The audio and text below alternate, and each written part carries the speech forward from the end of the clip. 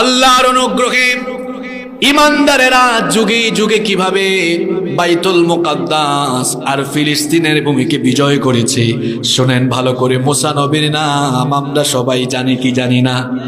এটা নরম নবী না গরম নবী? আল্লাহর আদেশে সাইয়েদনা মুসা আলাইহিস সালাম তার উম্মত নিয়ে মিশর ছেড়ে রওনা করলেন। ফেরাউনের বাহিনী পিছন থেকে ধাওয়া করলো। লম্বা ঘটনা, এটা আমি বলবো না, আপনারা জানেন।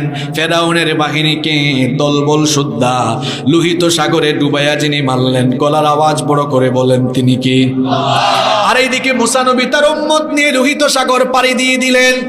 এবার লোহিত সাগর পাড়ি দেওয়ার পরে মুসা নবী তার উম্মত নিয়ে কোথায় যাবেন, কোন দিকে যাবেন, এবার তিনি চিন্তা করছেন।